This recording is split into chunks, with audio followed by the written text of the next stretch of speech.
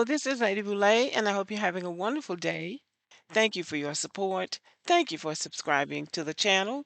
Thank you for your thumbs up, for your comments, and thank you for sharing the videos. Thank you for all you do to support the channel. And yes, we are commanded to love one another, whether we want to or not, or whether we agree with each other or not. And y'all, the Democratic Party has truly lost its direction, if it ever had any in the first place. Look at what they're saying now. Election guru Nate Silver reveals AOC is Democrat most likely to lead 2028 presidential ticket. Now, the Democrats didn't say this. Nate Silver is supposed to be this maverick political analyst and numbers cruncher who can look into his crystal ball and tell who's going to be the next candidate and who's going to win. He probably got lucky one time and predicted who would win an election and they won. Now all of a sudden he's supposed to be this genius who knows who's going to run and who's going to win.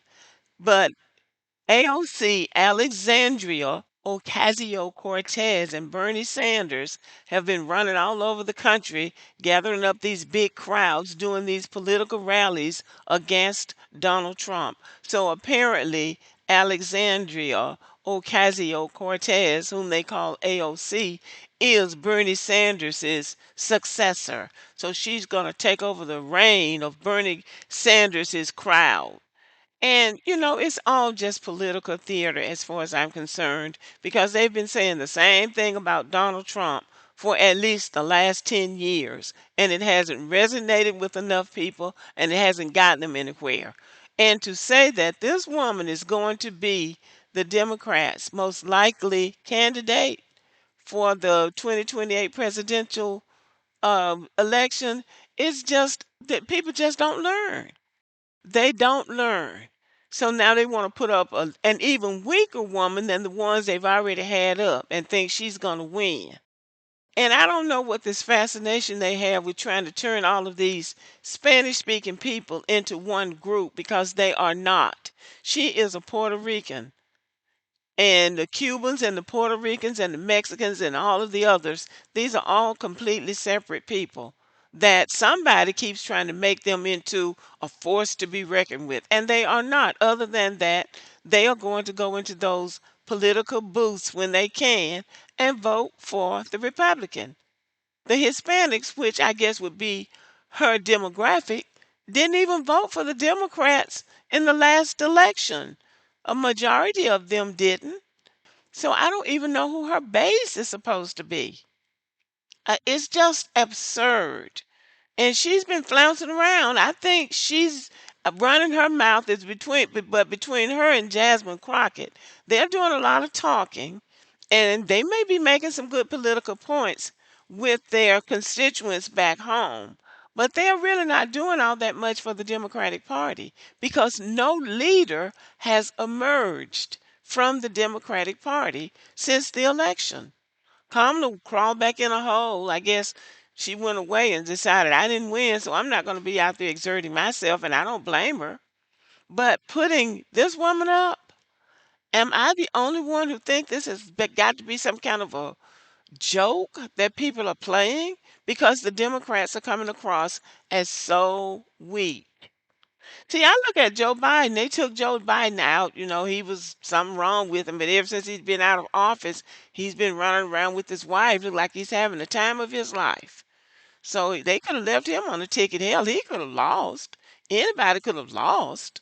It wasn't even a squeaker. I mean, it was almost a blowout. So now they are lost. They don't have a leader. They got these old people up there who won't get anywhere and sit down, and they don't have any new ideas. They can't attract any new people, and they're losing the old people, and they just don't seem to know what to do.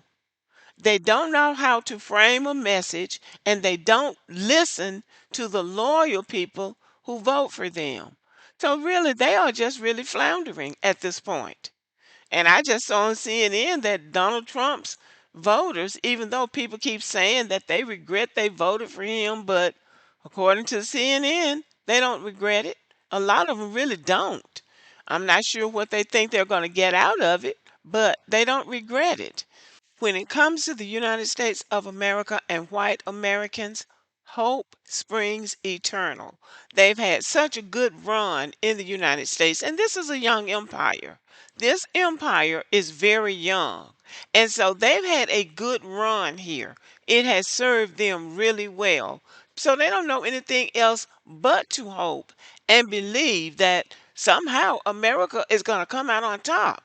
Donald Trump is going to break all these people and have them groveling at his feet because he is the president of the United States.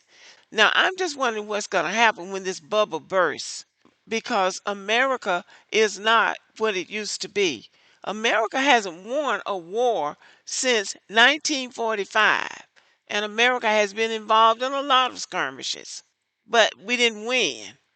So now they think America is going to win this trade war with China. And it doesn't look like we will. It really doesn't. Now, I have a candidate that I believe, if he's still a Democrat, I don't even know, and I didn't even check. But last time I checked, he was still a Democrat. But this man right here, Andy Beshear, who is the governor of Kentucky, a southern state, a red state. He is a Democratic governor of a red state. If they want to win, they're going to have to put up this man or somebody like him. Gavin Newsom is not going to do anything for the Democratic Party but lose. AOC is not going to do anything for the Democratic Party but lose unless they can get a Russia, unless they can get a hookup with Russia. If they can get somebody to steal the election for them, then they have a chance of winning. But otherwise, if they're depending on the voters, I don't see the hope. So this man, Andy Beshear, is a Southern white man. Now, if he can win as a Democratic governor in Kentucky, which he has done twice, then he can win a general election because that means that he will have appeal across the country. And that is just if Democrats want to win. My personal favorite is Hakeem Jeffries. If Donald Trump is qualified to be president of the United States, then Hakeem Jeffries is even more so. So he's my favorite. But I really don't wish that on a black person right now because it's white people's responsibility to clean up the mess they've made here with Donald Trump. When President Obama was in office, he tried to initiate a progressive agenda that would move America ahead into the 21st century. High speed rail, artificial intelligence, trying to do something with the educational system, getting us on some kind of accord as to how we educate our children. He was trying to do a lot of things, but they fought him at every juncture. And now we're going to find out that the world is moving ahead and moving ahead of America. And a lot of it is because of racism. Racism is holding this country back, and it's going to be the downfall of this country. And that is definitely my opinion. I believe somebody's pushing this woman up. I believe that she's satisfying somebody's agenda. I get the same vibes from her that I did from Kamala, that somebody behind the scenes is pulling the strings and pushing her up into the high echelons of American government. And it's also the case, I believe, that somebody wants this country to become a one party system, and that is the Republican Party. Because to put somebody like her up after having Kamala lose is just madness.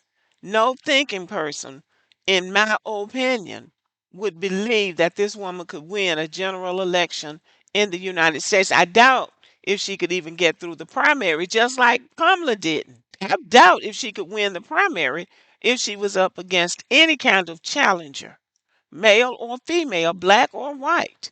I just don't believe she has what it takes. And so the same thing happened with Kamala. She called herself running for president, then she quit, and the next thing we knew, she was the vice president.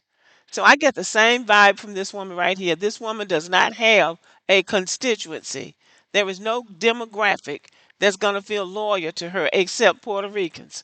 And it's not enough of them to get anybody elected to anything.